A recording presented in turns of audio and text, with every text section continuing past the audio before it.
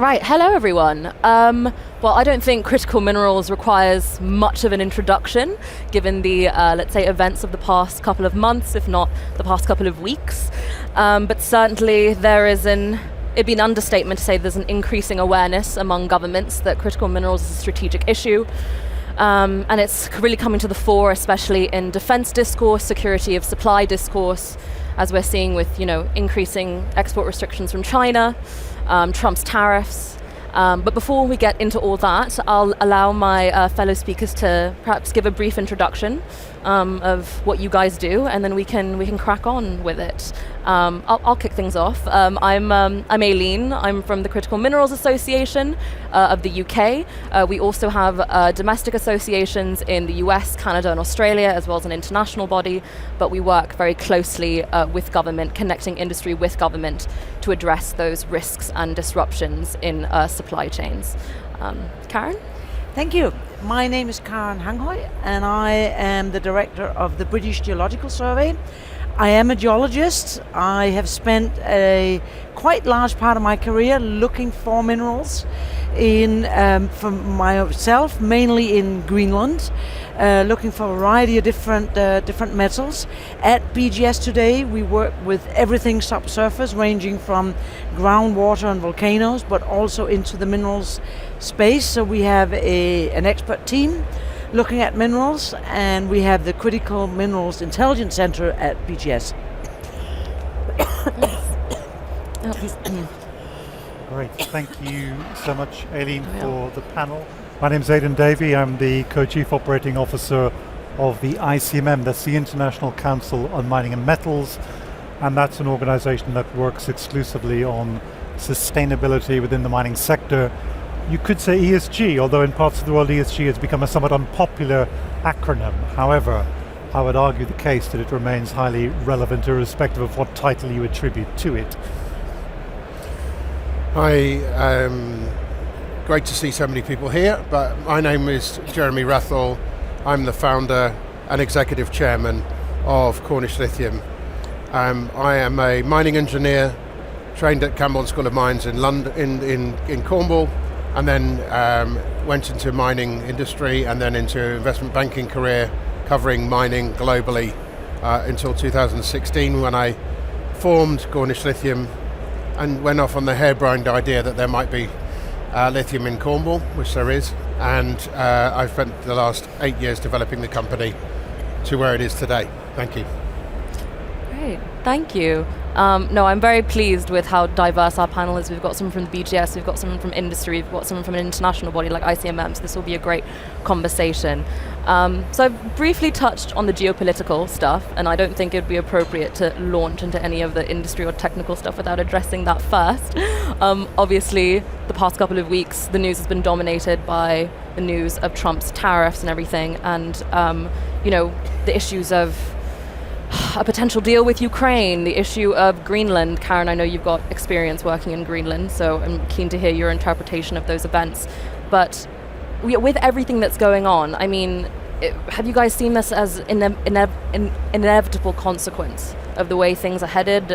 Where are things headed? What are your insights? What's my impression with where things are? I think we really live in a very, very interesting time where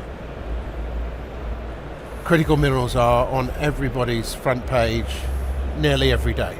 See, Trump, whatever you think of him, and I'll keep my feelings on that private, but what he has done is to make sure that everyone is aware of the criticality of these minerals to everyday technologies. Every single thing of modern life involves critical minerals, and he is obviously looking at Ukraine, he's looking at Greenland, he's looking at Canada.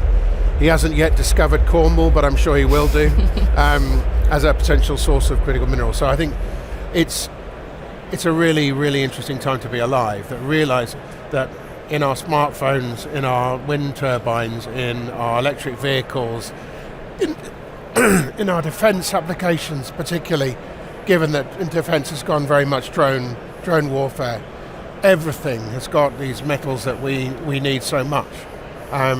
And in our case, lithium is very, very important, not just for electric vehicles, for battery power storage, for defense, for everything you can think of.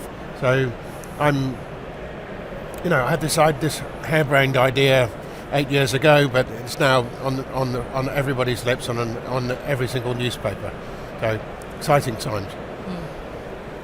So maybe just to add to that, I guess, so I think that the totemic moment for critical minerals and the whole debate around critical minerals was not the recent election in the US. It was actually the 2021 IEA seminal report on critical minerals for the green energy transition.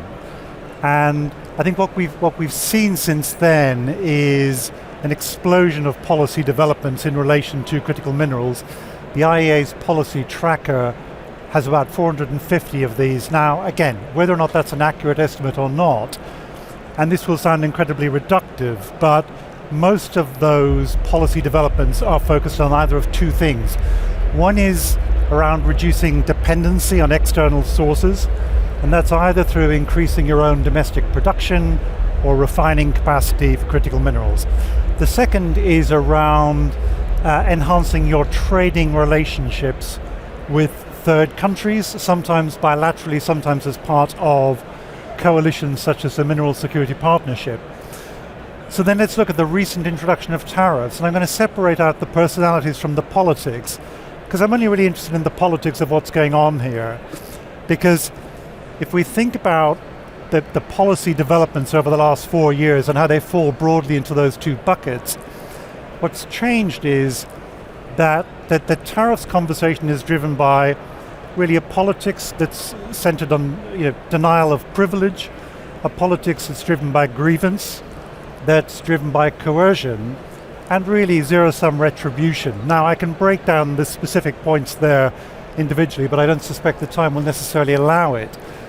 But what it practically means is we go from a situation of policy developments that are carefully considered around either increasing your own domestic production, refining capacity and how you drive that, or around enhancing your relationships with third countries.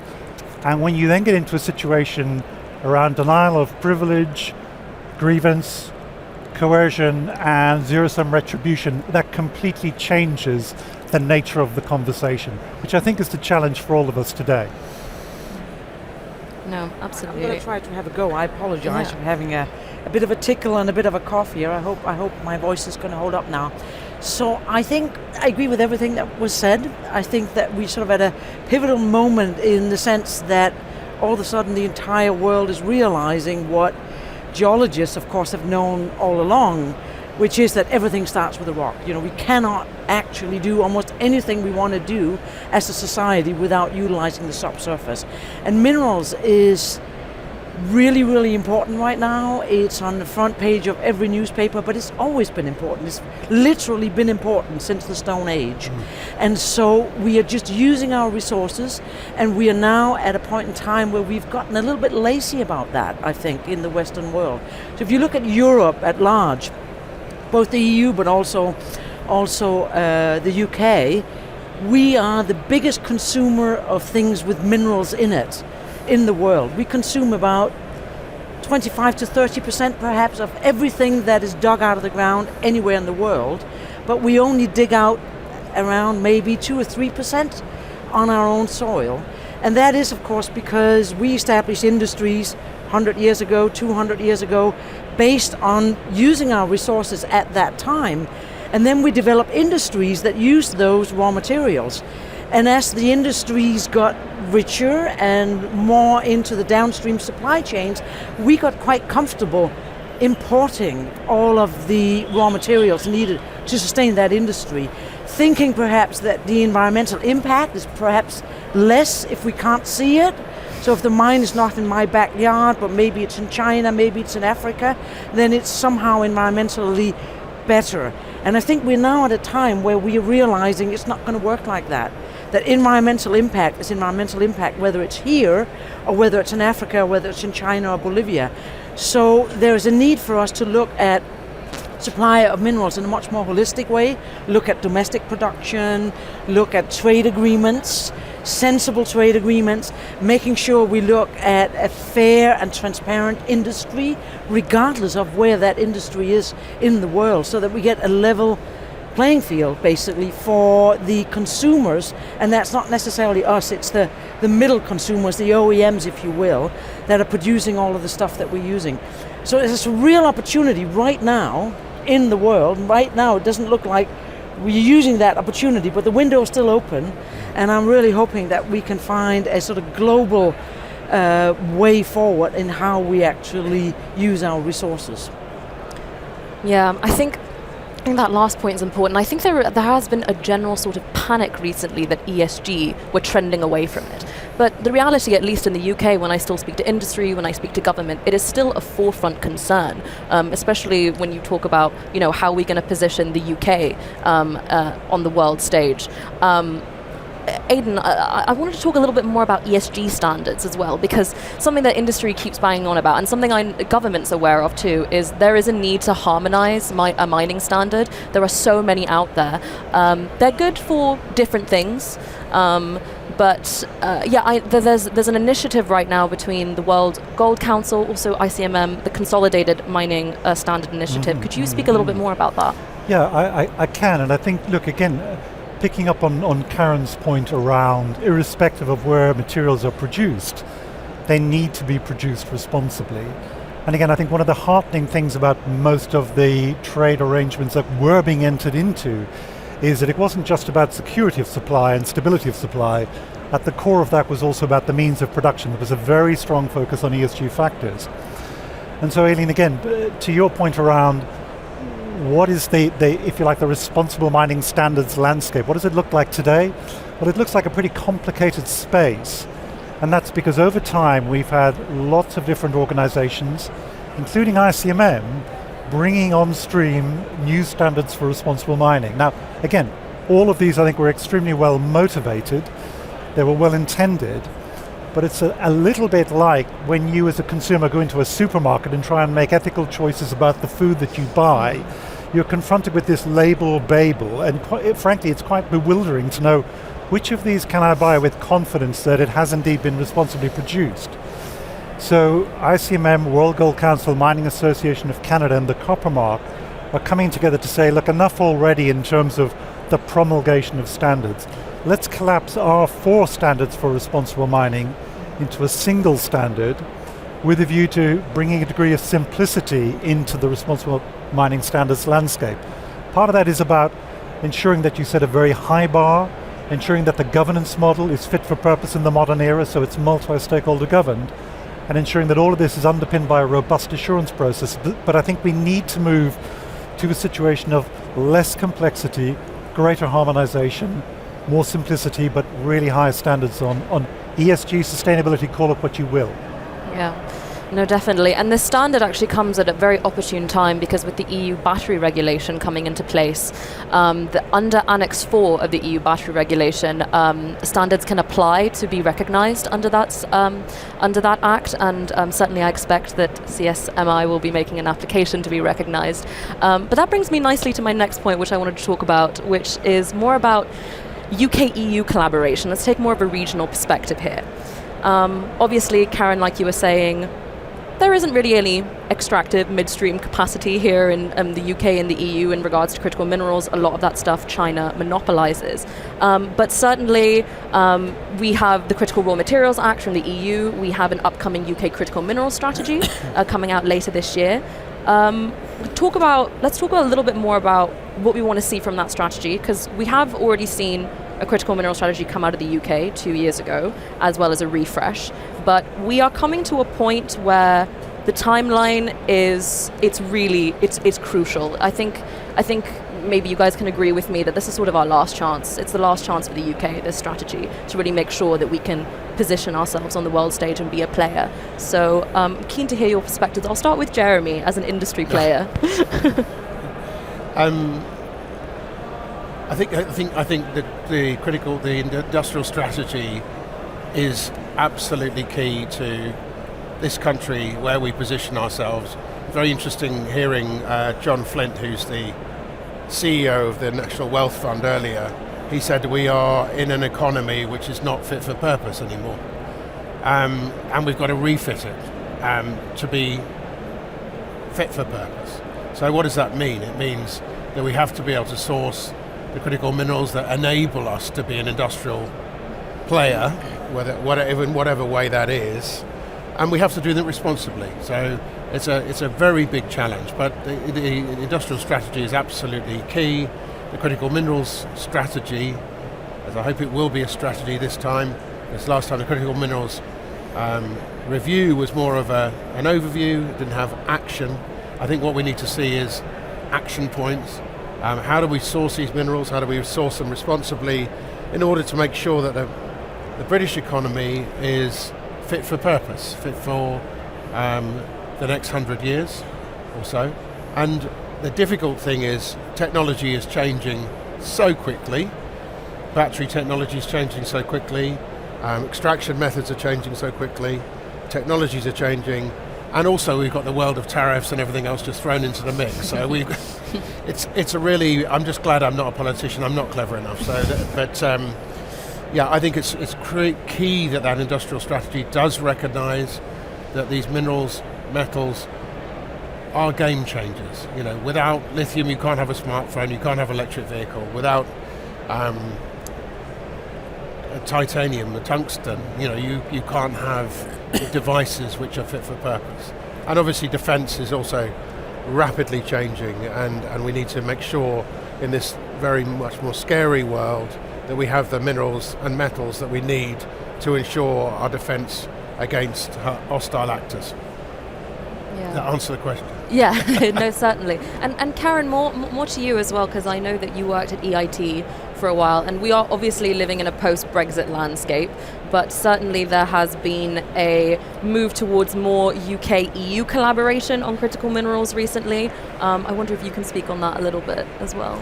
Yes, I think just to touch on the timescales that Jeremy were talking about, I mean, it is in Europe and in the Western world in general, we have been, we've had a business model for exploration and for mining that's been similar to our business model for everything else. That it's a supply-demand thing, and we are quite attached to that. And it doesn't work very well in this particular area, and we're seeing other parts of the world having a different business model where they're actually sort of saying, well, security of supply is worth something, even if it isn't actually financially viable at the sort of surface of things right now. It brings value to us because it's security of supply. So I actually think, and I'm so hoping there are politicians and economists here, that I do think that the business model needs to have a good hard look, because we are seeing technology shifts that are rapid. We are seeing metal trading that is, again, literally varying on an hourly basis, and we're seeing an industry that takes a decade to put something new into production. So there's a huge disconnect there. So I think there needs to be a slightly different model, and I think that's where Europe and the UK and perhaps some others in our part of the world can support each other in moving away from that obsession about supply demand the way we know it. I think that, as you said, you know, EU is not going to supply us with metals, and we are not going to supply EU with metals, but we have the similar problems, we have similar values, we have an opportunity to take global leadership, and I think that one of the great things that the Critical Minerals Act in the European Union is doing is to set actually quite concrete and tangible targets for what the strategy needs to achieve in terms of domestic production, in terms of recycling, in terms of imports. And I'm hoping that the UK strategy that is being drafted right now and hopefully will be released in the next few months is also going to be more specific in its targets than the last strategy, which was actually a good strategy because it was diverse. It had the trade, it had the domestic production, had the skills, had all of the sort of things that needs to come together in a solution. When I think that both, again, and I know I'm sort of perhaps sounding like a broken record here, but I think what both EU and the UK should think about in that space is that taking global leadership perhaps also means setting target for what we import, so that we can actually help make that responsible, more sustainable approach to raw materials extraction everywhere. including at home, because we need to do it at home as a buffer, because it's good for us to have some supply, but also just have credibility. Because right now we go to Africa and we talk to them about how they should be doing their extraction, and they're looking at us and going like, "Yeah, right." You know, I've heard this before. So I think there's room for improvement. Yeah. Can I think I'm a great admirer of what China has done, huge admirer, because they have a strategy to develop the critical minerals supply so that they can be the leader, the industrial leader in modern technologies. That is very, very clever, and they've been doing it for a long time. We really are in a rearguard action now, because China has locked up nickel supply from areas that everyone said it was impossible to get nickel for batteries out of pig iron, and produce it. And then suddenly Indonesia is the biggest producer of nickel in the world. Then they said it's impossible to get lithium out of mica. China builds a massive lithium industry in China based on mica extraction. We really need to be innovative and lead using our great innovation technologies, our universities, to actually be front of mind and have a strategy to get back, to get back into the game, frankly, because we've been lazy for a long time. Yeah. Yeah, no. Oh, Aidan, so please. no, maybe just to connect two thoughts. So, I think that the point you just made about the China model, which is not a classic kind of internal rate of return sort of Western model of investment. The point you made around you touched on the irrationality of commodity markets in supporting the investment that you need for a longer term perspective. I think there is something there, and I appreciate it's not easy, but there is something there that has to be grasped when it comes to critical mineral strategies. And just a really specific example of this is, we know it is an incontrovertible truth that we will face a critical shortfall in copper supply within relatively short order, and yet the price environment today does not support investments in copper production capacity. So how do you square that circle? And I think this is part of what you're talking about. Yeah. It supports gold, very nice.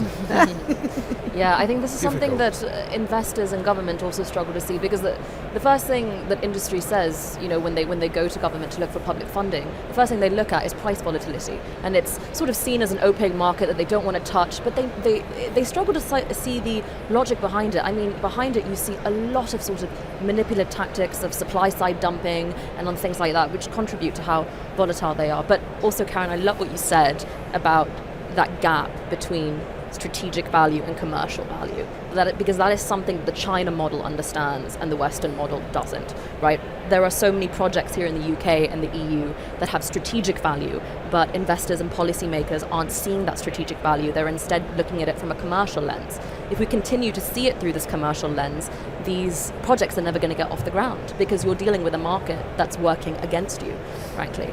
But onto that, I wanted to talk a little bit more about the ESG perspective, because we're talking about the urgency of all of this. We're talking about all the legislation that's going to come online in the next couple of years. The EU Critical Raw Materials Act, I think something very interesting about it are the planning and permitting timelines that they've introduced. It's obviously caused some concern about what it means to tackle ESG responsibly when you've got a timeline like that. Certainly the critical minerals issue is urgent, and we need to onshore supply as quickly as we can, but how do we balance ESG with these timelines? There is an urgency, but we cannot neglect our responsibilities. These need to be responsible products. So big questions. So look, a couple of things on that. One is, I think permitting timelines is often pointed to as being a real constraint on development. And when you look at the stats around permitting timelines, it's pretty dismal. I think the US is, and I'm probably going to get this wrong, but it's something like 25 years from discovery through to production. It's only longer maybe in Zambia, where it's like 29 years, and Australia isn't much better, it's low 20s. But it kind of depends on whose estimates you believe. Do you go with the McKinsey estimates, which are a little bit more optimistic, or with the S&P Globals that I've just quoted? But I think the key point is that in some jurisdictions, permitting is inherently complex. One of the CEOs of one of the ICMM members stood up at an investment conference last year and said to bring our new greenfield project online took us more than 500 individual permits. Now that's a massive amount of bureaucracy. And so there's got to be scope for streamlining. But I guess, two things to that. One, there has to be scope for streamlining, but not at a cost to robust environmental and social due diligence and performance. I think you cannot face a situation where either people or the environment are collateral damage in the rush to bring green minerals to market more quickly.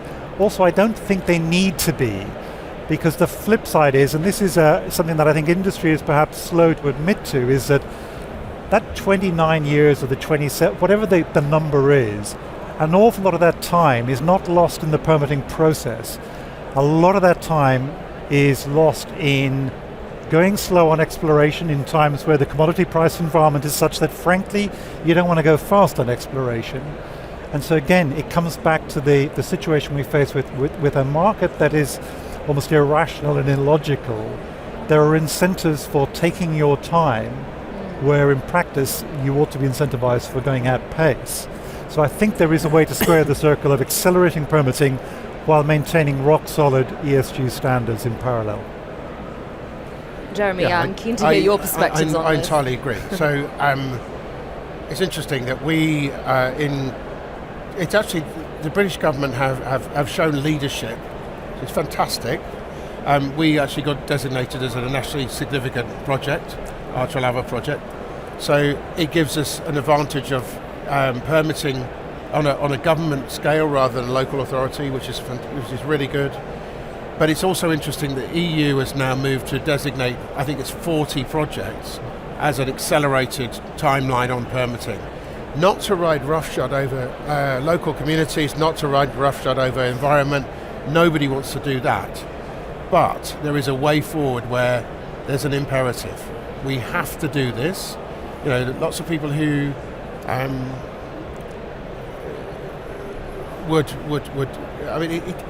we have to get on with it. As simple as that. And the EU's got an opportunity to lead. The government here is already leading, which is great to see. There is that imperative. We can't sit back and in our comfy chairs and look at our iPhones and not worry about where these materials come from. There's an imperative to get on with it. Yeah, I completely agree, and I think that sort of balance. I agree with you. It's more important to get it right than to do it quickly. But what is the barrier for doing it, as you call it, at pace? And I think if you look around, one of the main reasons in all jurisdictions that things take a long time is not necessarily that it takes a long time to do the appropriate environmental checks and balances and all of that work. A main reason is resistance. It's resistance in the general public, and it is also, again, that the timeline and the decoupling, that the people who make these decisions are typically elected on a time cycle that is perhaps 4, 5, or 6 years, and again they're putting in something that may be there for decades. So it's many times it's an unpopular decision to make for any individual decision maker for something that is going to create benefit a long time into the future. And we don't have, again, a good way of assessing value of that kind of decision.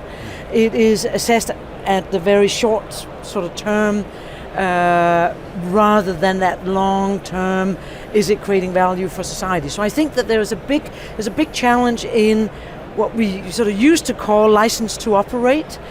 License to operate in the sort of mining sector typically refers to pretty much license to operate underground, get the locals on board, build a football stadium and do some nice things.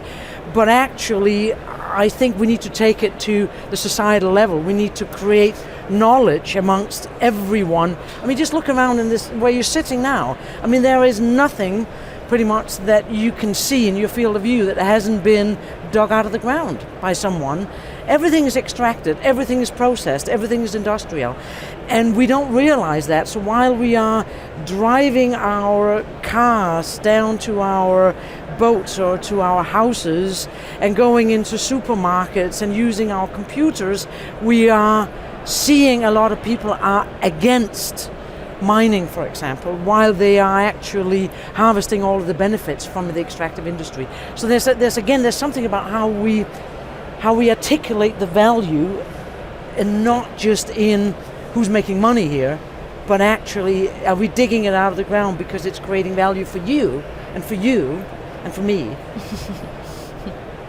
Yeah, absolutely. This perceptions problem is something that concerns all stakeholders, right? And I think up until recently as well, the public discourse wouldn't have even considered mining and metals to be part of the net zero conversation. They'd be like, what the hell does that have to do with net zero? But as well, when we think about perceptions, I think people still see mining, or they perceive mining as an industry of the past, when it is very much an industry of the present and an industry of the future. I saw a question up on the board that asked, well, it's gone now, unfortunately, but about what more we can do to make our critical mineral processing and extracting more sustainable. And that will be a huge part of amending public perceptions. I'll pass that question on to you guys, but just a couple of insights from me. I think the big thing towards sustainability is we have to diversify. I saw reuse and recycling up on the board as well. Recycling is often sort of referred to as a panacea for all the problems that we're facing, but in reality, if we optimize our recycling capabilities, we'll still be only able to meet around 10 to 15% of demand. So extracting is still very important, and we're going to need extraction projects. But on top of that, we're also going to need material substitution projects, demand management initiatives.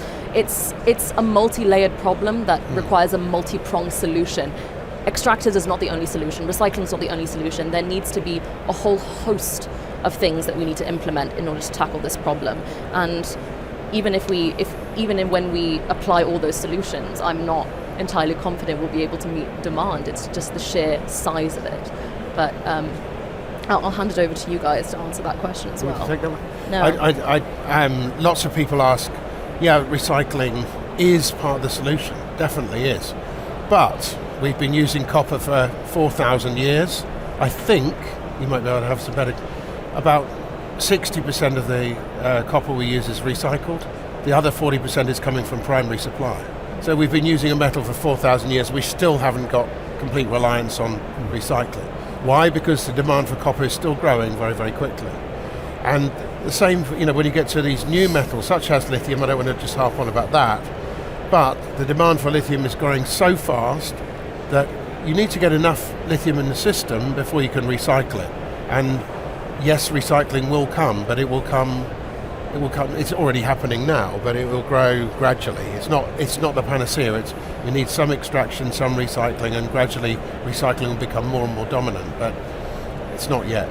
So we still have to dig metal up from the ground. There's no other way around it. So I would say this, wouldn't I? But so simplistically, kind of irrespective of where you're operating in the world, if you're in the upstream sector, you should be applying high standards of responsible mining, whether that's the Future Consolidated Mining Standard Initiative or one of the other leading standards. That's almost by the by, because increasingly the issues they deal with and the way in which they deal with them are converging.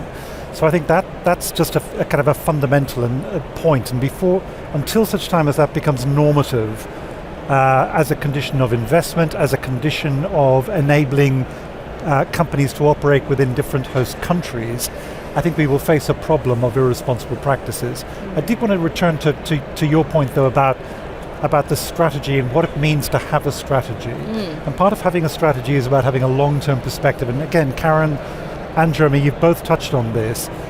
When I first started working in 1987, I'm an environmental scientist by training. The two projects I worked on, one was the third runway for Heathrow Airport, and the other one was the Hinkley C project in the Somerset Levels.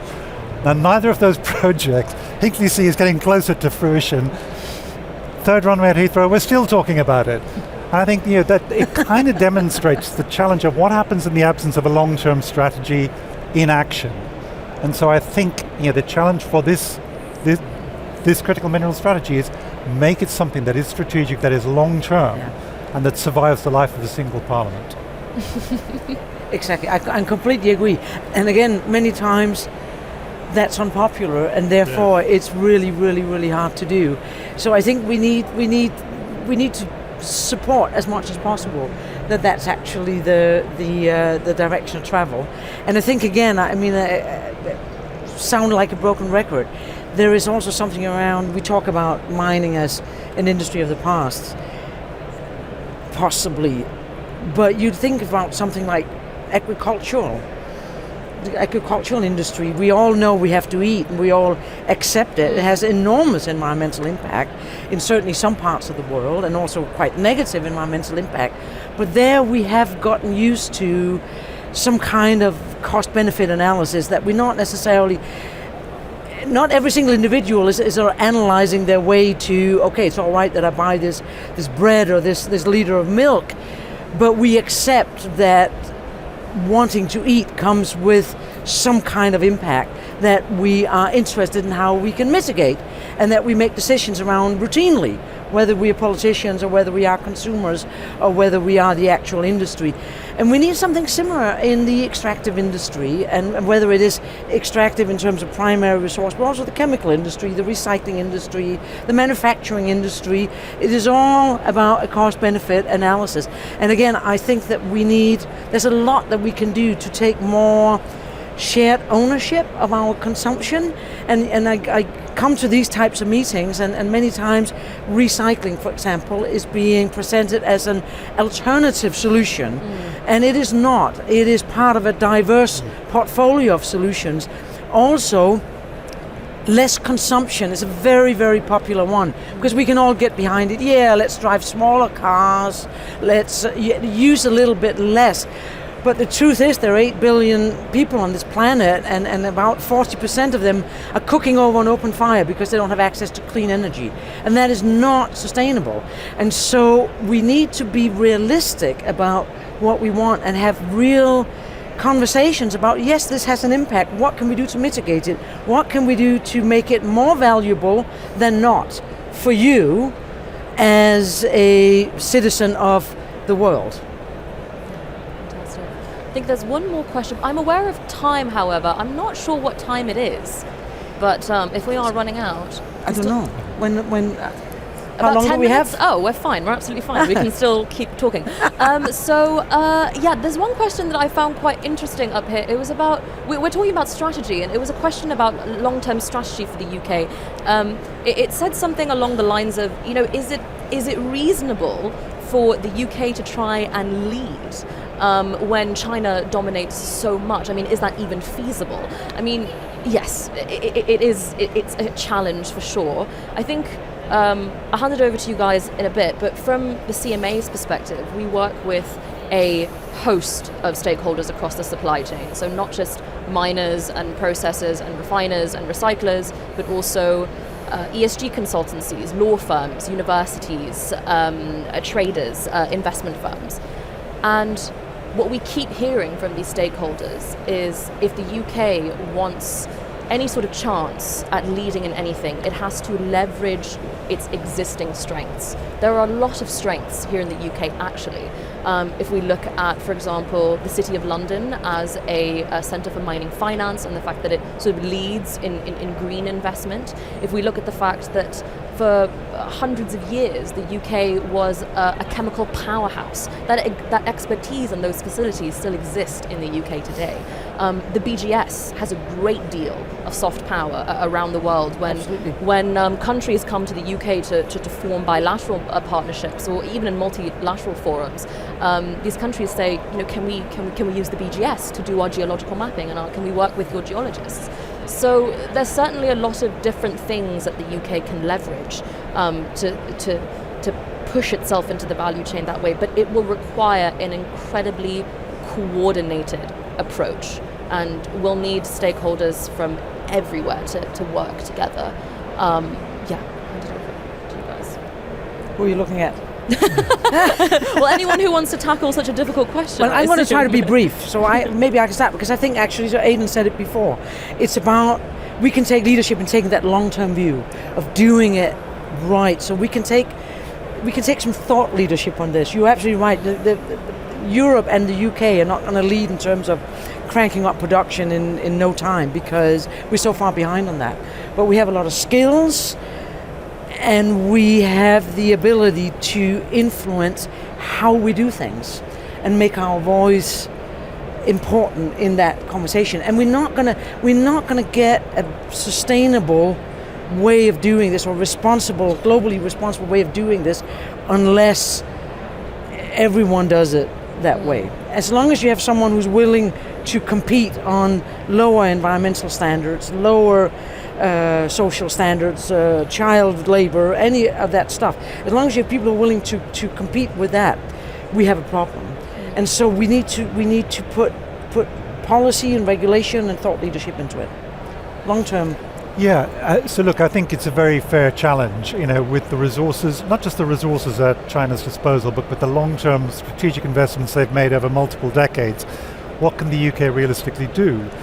But it's interesting, I think this same argument came up for both Europe and the UK when the Inflation Reduction Act was going full tilt under the Biden administration, and the sense was, what can we possibly do faced with that kind of level of the potential to spend your way to greatness. I think there are things. I think Karen's touched on some of it. I think there's another piece about soft power that's kind of often underappreciated, and that is the power that the UK enjoys both through its bilateral development assistance activities and through its multilateral assistance development activities. Now, it's been a source of immense disappointment to me that the development assistance community in recent years has largely retreated from either investment in mining or investment in mining-related infrastructure, and instead has, I would argue, overly indexed on investments in governance reforms in mining-dependent countries. Now, you will find no more ardent advocate of good governance than me, I think, in this room probably. But good governance uncoupled from investments in the necessary social and economic infrastructure to sustain investments in mining is not necessarily going to get you where you want to get to. And it's been immensely gratifying in very recent months to see the likes of the World Bank, who had more or less retreated from this space, going back much more assertively into thinking through practically how can we support those kinds of infrastructure investments using major individual private sector investments as a hub for broader based investments in the sector. This is where I think the UK has a competitive advantage, both in terms of its, as I say, its bilateral assistance and its still very significant influence within the multilateral institutions to do much more of value in this area. So I want to see that being exploited positively much more than it currently has been. And I personally, I think what's the UK good at? It's good at technology, it's good at chemistry, engineering, and metal extraction of these vitally important metals is chemistry. And I think really it's trying to get young people to say, actually that's a very cool career option to go into chemical engineering and to metal extraction, alloys, etc., etc. Somebody cheering at the back there. Always good. Young, it really is. This is something we're good at. We are actually good at this, and we just haven't really applied ourselves to being focused on that for a long time.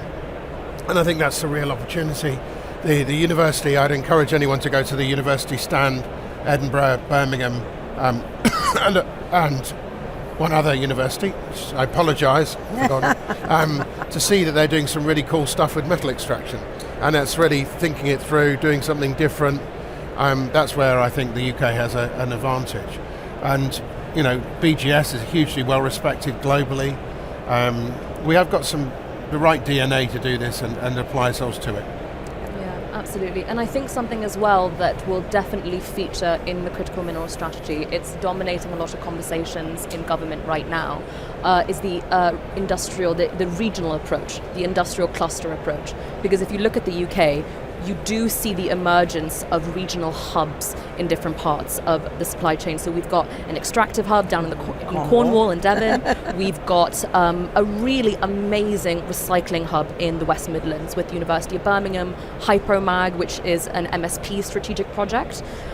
We've also got, Humberside, Teesside, these fantastic industrial clusters where you do see a lot of businesses and sectors flocking to these places because that sort of collaborative environment is also, an enabling business environment unto itself. So I'll see the Humber Pavilion as well. You guys should check that out. We've got Phillips 66, a lot of businesses that are important to the UK. Did you want to add on that, Jeremy? Yeah. I was going to add one thing. We also need to get smarter with, once we got metals here, we need to be using them here, recycling them. Every time you see a disposable vape, that's got a bit of lithium in it. You don't want to be throwing it away. You don't want to be sending it overseas to be recycled. For example, all the aluminium that we produce, we consume here is all sent abroad for recycling. I mean, that's insane. Yeah. Why we need to get a better relationship with that and actually produce that aluminium, for example, here to recycle materials.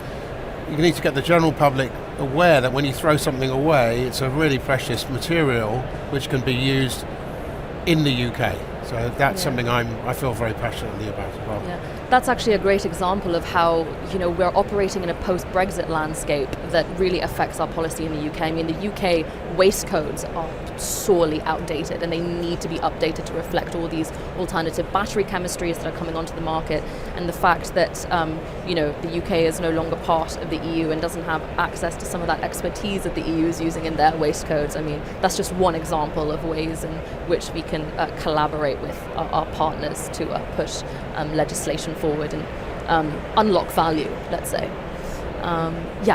Okay, well, I think I'm still not really aware of time. I know that it was 10 minutes, but okay, perfect. Okay, well, thank you so much to the panelists, and I hope everyone found it very useful. And thank you so much. Thank you. Appreciate it.